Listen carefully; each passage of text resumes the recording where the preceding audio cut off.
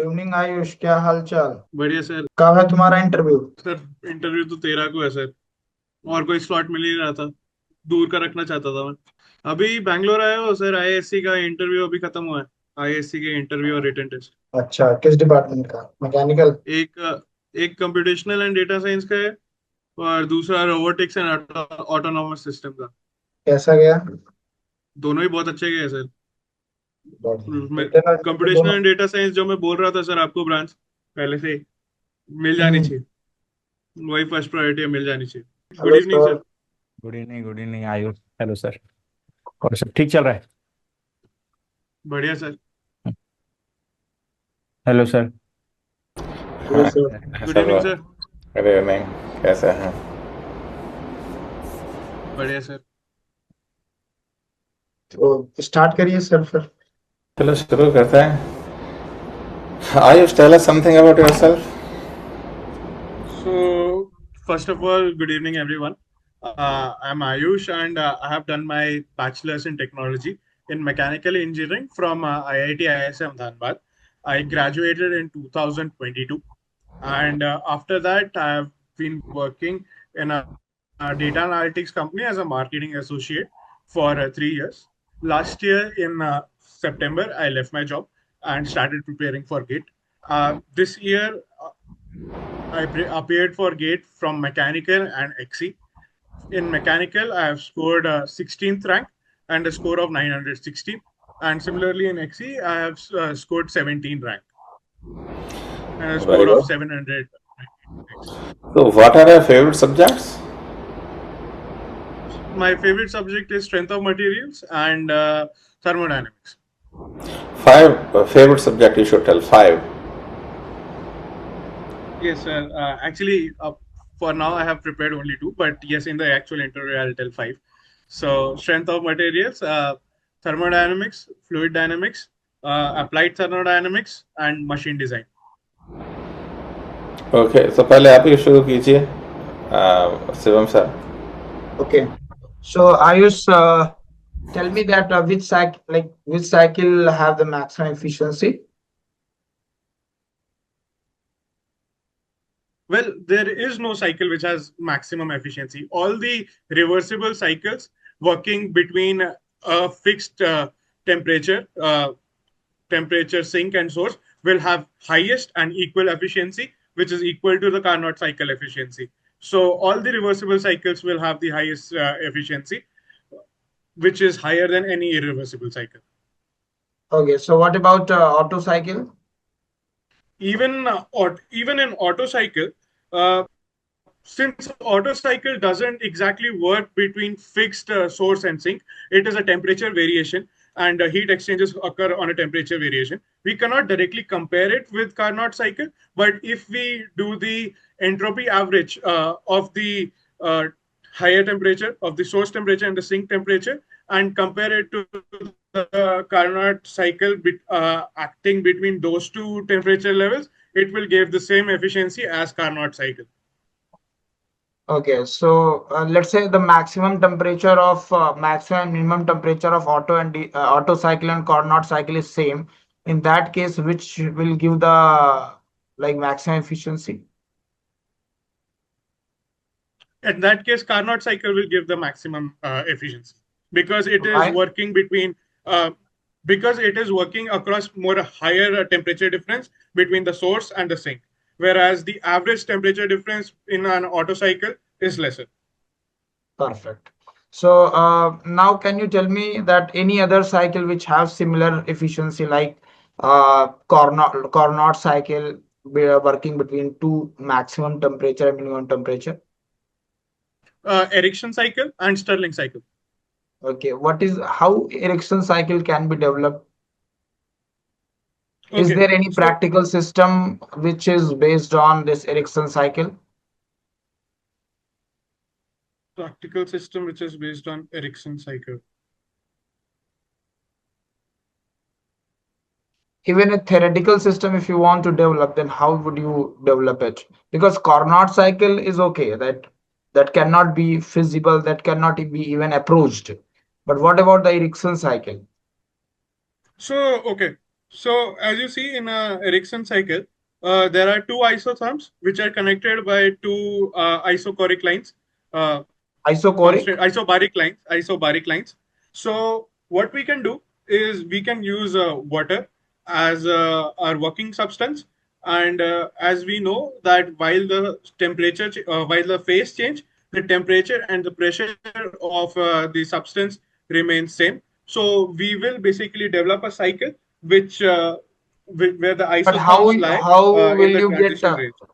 No, no, no. Can you draw the cycle once, please, in TS diagram? If you want any help, I can give you. So, sir, this is the, if you can see my screen, blur out हो रहा है? वो No, no, it's not visible properly. Background को क्या वो blur किया हुआ होगा, शायद इस कारण से हो रहा होगा। मैं चेंज करता हूँ सर। हाँ,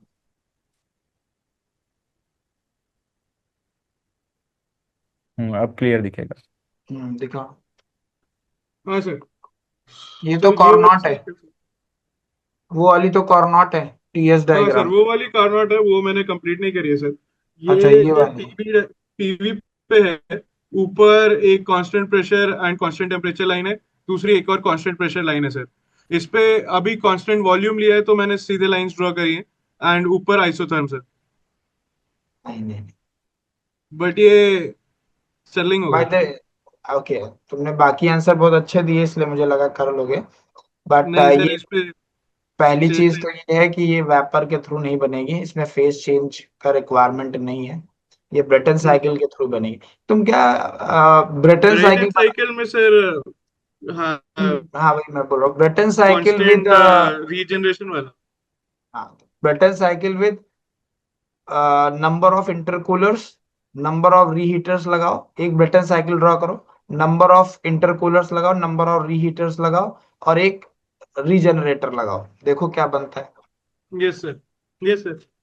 बन जाएगा, हाँ बन जाएगा सर। राइट? क्योंकि वो जो जब आप नंबर ऑफ इंटरकूलर्स लगाएंगे तो वो बहुत छोटा ग्रेडियंट आएगा और उसको यस आप सर। आइसोथर्मल मान सकते हो। जब नंबर ऑफ रीहीटर्स लगाओगे तो अगेन वो क्या हो जाएगा, आइसोथर्मल बन जाएगा। ठीक है? तो और जो इधर कांस्टेंट प्रेशर दो लाइन बच रही हैं, ठीक है, इसमें एक्चुअल में हीट ट्रांसफर नहीं होगा क्योंकि एक प्रोसेस का हीट जो है निकल के दूसरे प्रोसेस में चला जाएगा, तो हीट ट्रांसफर केवल आइसोथर्मल में होगा। समझ में आ गया? Yes sir. Right, okay, fine, perfect. अच्छा, अब मेरे को बताना, ये ये पानी का बोतल है, इसमें एच हाइट तक यस सर। पानी भरा हुआ है, ठीक है। Yes sir. फ्री सरफेस का प्रेशर एटमॉस्फेरिक है। Yes sir. मैं बोतल को ऐसे पिक किया हूँ, सर ठीक है। ऊपर से बोतल खुली है, ऊपर से क्या? बोतल खुली है। हाँ, खुली है, मान सकता है। फ्री सरफेस हम्म। का एटमॉस्फेरिक प्रेशर, इसीलिए तेरे को बता दिया। अब फ्री सरफेस से अगर हम लोग नीचे आएंगे तो लॉन्गिट्यूडनल स्ट्रेस का डिस्ट्रीब्यूशन कैसा होगा? कांस्टेंट होगा, जीरो होगा, या वेरी करेगा? तो कैसे करेगा? कांस्टेंट रहेगा सर। कांस्टेंट रहेगा। लॉन्गिट्यूडनल स्ट्रेस ना सर, कांस्टेंट रहेगा। हाँ हाँ हाँ। और सरकमफ्रेंशियल स्ट्रेस का? सर नीचे जाते जाते इंक्रीज करता जाएगा सर। फ्री सरफेस में कितना होगा? सर फ्री सरफेस में पीडी बाई 2T रहेगा, बट यहाँ पे पी एटमॉस्फेरिक प्रेशर रहेगा। नहीं नहीं नहीं नहीं नहीं, नेट प्रेशर लेंगे ना अपन। सर बाहर का फ्री भी तो सर, फ्री सरफेस पे जीरो होगा हाँ ना? Sorry, yes sir, yes sir, zero zero रहेगा। जीरो, ठीक बाहर है। भी एटमॉस्फेरिक। और डिस्ट्रीब्यूशन लिनियर होगा? H G, yes sir, distribution linear होगा सर। अच्छा, कोई लीनियरली। एजम्पशंस लिया क्या इसमें तू? सर हमने ये एजम्पशन लिया है कि थिकनेस बहुत कम है। तीन। और व्हाट अबाउट वेट ऑफ बोतल? सर वेट ऑफ बोतल हमने अभी तो बस वेरिएशन की बात करी है सर, वेट ऑफ बोतल बॉटल से उसमें इफेक्ट नहीं आएगा। नहीं, लॉन्गिट्यूडनल स्ट्रेस तू बोला कांस्टेंट है ना? Yes sir. अगर मैं वेट ऑफ बोतल कंसीडर करूं तो भी वो कांस्टेंट होगा कि वो वेरी करेगा? वेरी करेगा सर। वेरी नीचे करेगा ना, जितना पार्ट नीचे रहेगा उसका वेट ऐड होता जाएगा। तो मतलब अभी नेग्लिजिबल माने हैं ना उसको? Yes sir. अगर उसको तू कंसीडर करेगा तो लॉन्गिट्यूडनल स्ट्रेस का डिस्ट्रीब्यूशन कैसा बनेगा? लीनियर। फ्री सरफेस से नीचे आएंगे तो लीनियरली डिक्रीज करता जाएगा सर। ठीक है sir. Can you draw a mild steel and cast iron stress strain graph? I mean, on the same diagram. Mild steel and cast iron. Superimpose.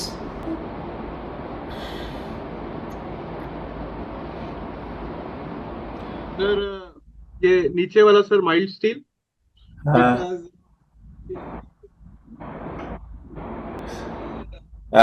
It's wrong actually.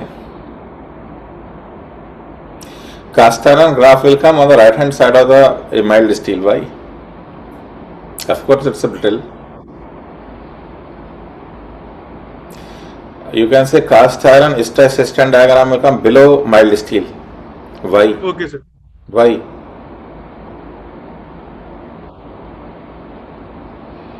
But why? I am asking why. Why cast iron stress strain diagram will appear below mild steel?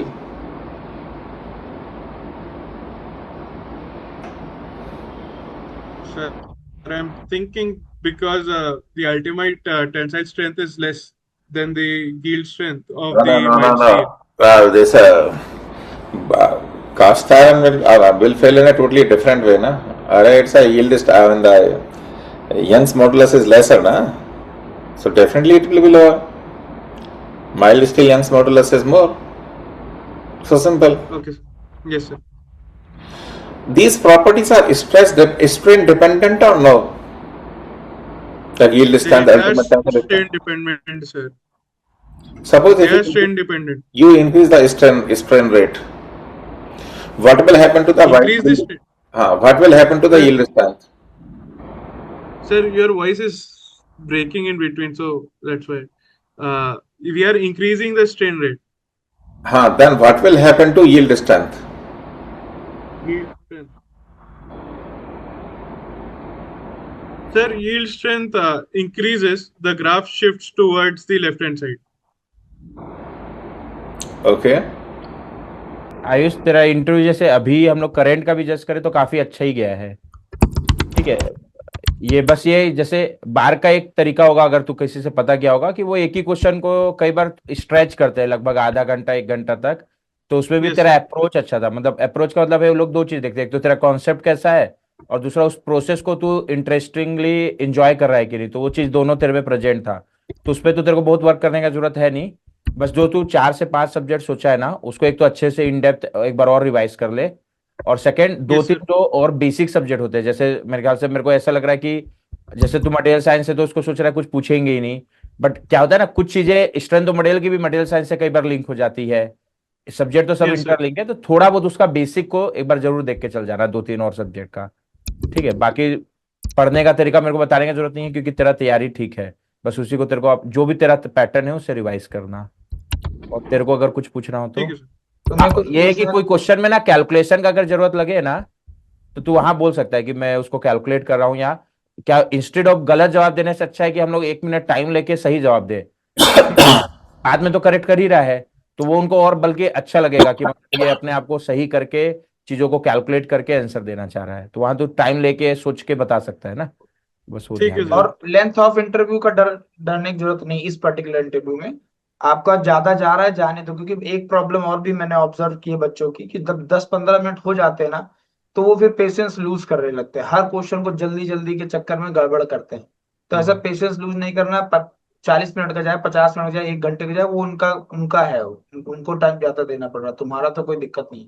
तो तुम्हें एकदम proper time लेके ही सारे answer देने हैं, कोई दिक्कत नहीं है। सब तुम्हारा प्रिपरेशन बढ़िया है और बहुत अच्छे से प्रिपेयर्ड है, बहुत सही डायरेक्शन में प्रिपेयर्ड है, तो होपफुली तुम्हारा सब बढ़िया ही होगा।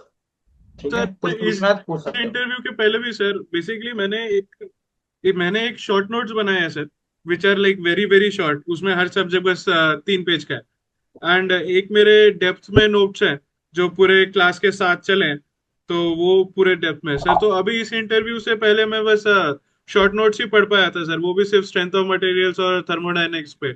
मटेरियल साइंस तो मैं बिल्कुल देख ही नहीं पाया था सर, तो नहीं, मेरे को रिवाइज करना बाकी। मटेरियल साइंस के नोट्स एक बार रिवाइज करो, स्पेशली डिसलोकेशन थ्योरी वाला पोर्शन रिवाइज करो, बोलने की कोशिश करो उसे।